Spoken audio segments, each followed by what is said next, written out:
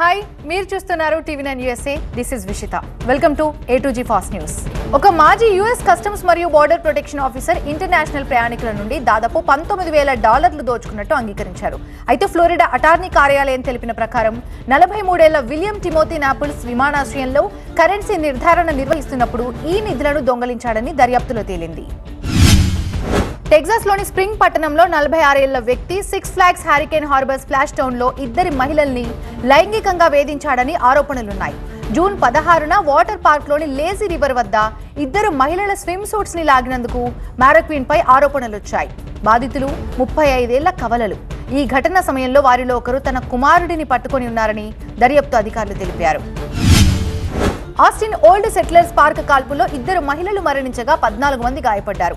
Round rock జూనేటీన్త్ festival shooting తో సంబంధం ఉన్న నిందితుల కోసం రౌండ్ రాక్ పోలీసులు ఇంకా వెతుకుతున్నారు.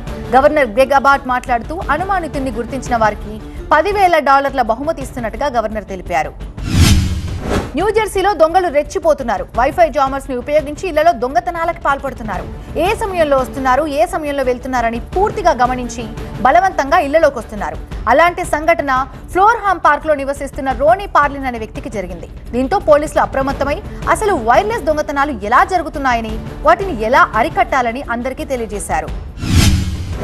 మిచిగాన్ కౌంటీలో మొసలి లాంటి చర్మానికి కారణమయ్యే డ్రగ్ దొరికిందని పోలీసులు తెలిపారు. అయితే యునైటెడ్ స్టేట్స్ లో అరుదుగా కనిపించే మార్ఫిన్ కంటే 10 రెట్లు ఎక్కువగా శక్తివంతమైన మాంసాన్ని తినే మందు అని మొదటిసారిగా డెట్రాయిట్ మెట్రోపాలిటన్ ప్రాంతంలో కనుగొనబడిందని మిచిగాన్ అధికారులు తెలిపారు.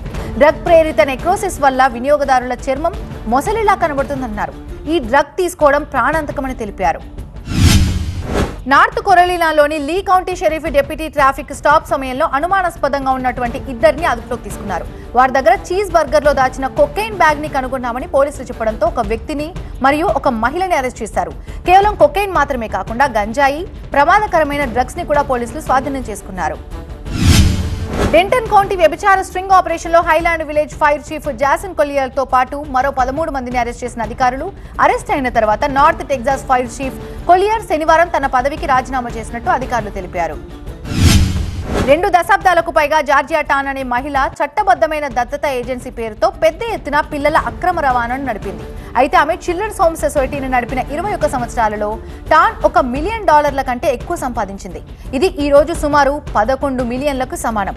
టాన్ పేదరికంలో ఉన్న కుటుంబాలను లక్ష్యంగా చేసుకుని తరచుగా వారి పిల్లలని తీసుకెళ్లడానికి ప్రయత్నాలు చేశారని అధికారులు తెలిపారు. పుట్టిన పిల్లల్ని కిడ్నాప్ చేసి తమ పిల్లలు మరణించారని నమ్మించి రికార్డ్స్ కూడా తారుమారు చేసిందన్నారు. ఇది వాళ్ళ A2G ఫాస్ట్ న్యూస్. చూస్తూనే ఉండండి టీవీ9 USA.